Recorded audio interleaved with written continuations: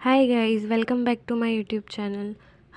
आज हम पार्ट 3 करेंगे। हमने पार्ट 2 में लास्ट में हमने सुप्रीम कोर्ट से हमें स्टार्ट करना था। आज की वीडियो में सुप्रीम कोर्ट के पहले का जितना भी पार्ट था हमने वो कवर कर लिया था। तो हम स्टार्ट करते हैं।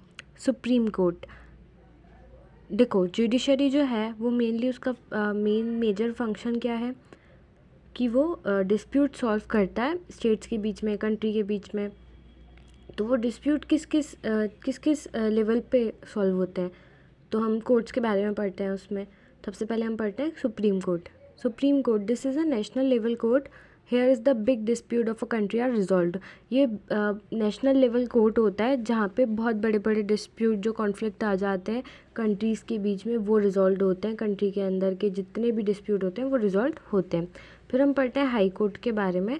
This is a state level court. Here is the dispute of the state are resolved.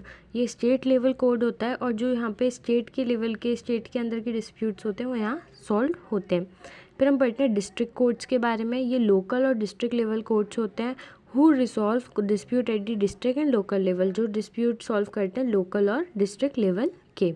फिर हम पढ़ते हैं judiciary resolve the dispute such as, कैसे जुडिशरी किन किन डिस्प्यूट्स किसके सॉल्व करता है, किन के बीचों में आता है तो सॉल्व करता है। Dispute between the citizens of a country, citizens के बीच में आ रहा है। डिस्प्यूट सिटीजन्स और गवर्नमेंट के बीच में आ रहा है। डिस्प्यूट दो या दो से ज़्यादा स्टेट गवर्नमेंट के बीच में आ रहा है, जैसे यूपी, एमपी। या फिर डिस्प्यूट आ रहा है गवर्नमेंट और स्टेट गवर्नमेंट के बीच में। फिर जो इंडियन जुडिशरी होता है, Indian judiciary is one of the most powerful judiciary of the world. Indian judiciary one of the most powerful judiciary है वर्ल्ड का। Indian judiciary have the power to interpret the constitution of a country. Judiciary act as the guardian of a fundamental right. Judiciary act करता है कि मतलब as a fundamental right का guardian की तरह। फिर हम पढ़ते हैं PIL, यानी कि public interest litigation. In case of any violation of a fundamental right, the person can go to court for remedy if it is a social and public interest against the violation of fundamental right.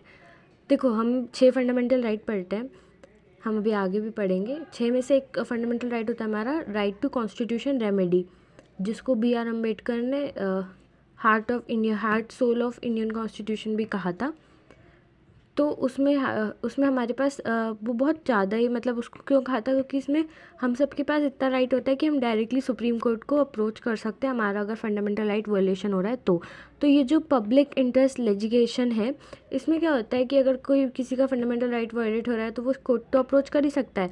पर अब अगर कोई मतलब social और public interest पे, जैसे कि अगर कोई कुछ देख रहा है ऐसे होते हुए, तो या फिर कोई भी वो रहते हैं जैसे पॉल्यूशन, लिटरेसी रेट, इन सब के बीच में भी कुछ अगर जितने भी फंडामेंटल राइट बनाए वो वायलेशन होते हुए देख रहा है तो वो कोर्ट को अप्रोच कर सकता है।